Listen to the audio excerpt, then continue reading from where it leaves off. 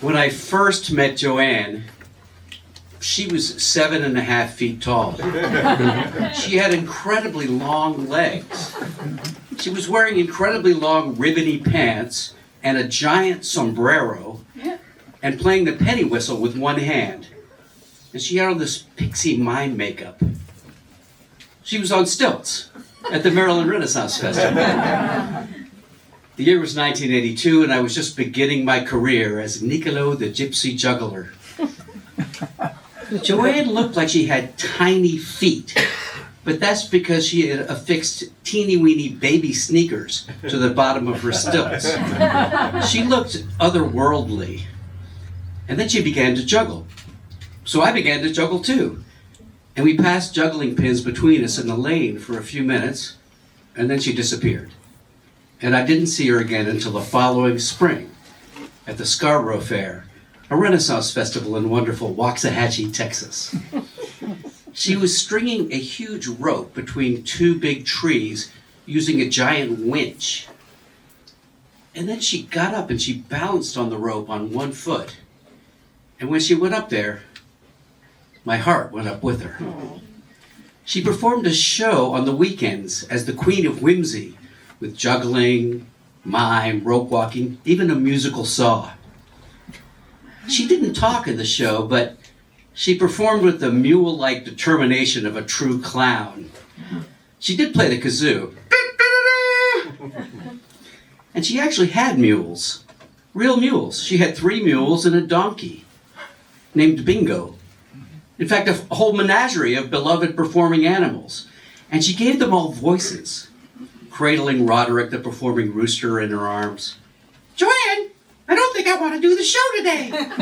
What, you say there's sunflower seed involved? Then I am in.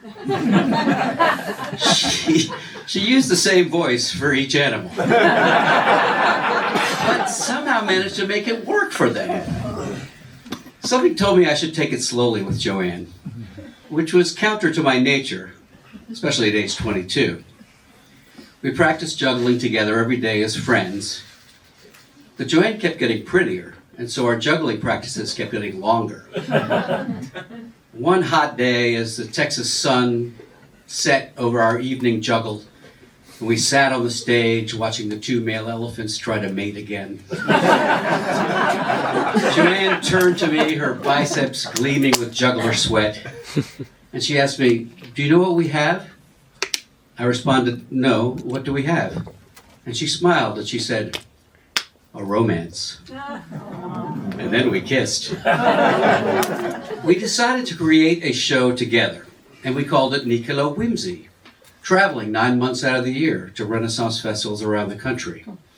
Our signature piece in Nicolo Whimsey was one where we hugged each other and juggled pins behind each other's backs. We called it huggling. We lived in close quarters in a pop-up trailer on the Renaissance Festival campgrounds. We practiced together, performed together, and had the same beautiful bohemian friends. It was a fun life.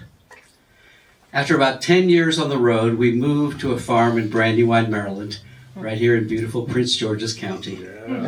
We called it Okie Dokie Acres. And in 1992, we got married in the woods behind our house. Joanne was wearing a wedding dress she had purchased at a consignment shop in Texas. She was the most beautiful thing I'd ever seen. At our wedding, the minister proclaimed that, like the ring, we would always come back around to each other. But our different interests started pulling us in different directions. I was a veteran of 100 Grateful Dead concerts. Live music was not just a hobby for me. It was oxygen. And I would fly solo to my own version of Nirvana, Jazz Fest in New Orleans. Joanne didn't come because she didn't like to fly, and she didn't want to stand in a field for 4 days and then go out at night afterwards. She wanted to be home with the animals. Spending time with the equine was her oxygen.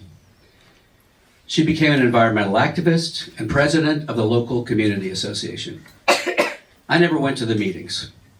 Sometimes it seemed as if we were living in 2 separate realities with a different cast of characters whose names the other person didn't even know. I got into the book business eventually and started traveling even more. And the Nicolo Whimsey show, our original commonality, was something we only performed together a few times a year. You don't notice how you drift apart. It happens slowly. And one day in 2008, Joanne had a terrible headache and she was vomiting. In the emergency room, they did a CAT scan and the doctor came back and he said, "Joanne has an intracerebral hemorrhage. We have to helicopter her to a neurosurgeon at Georgetown Hospital immediately."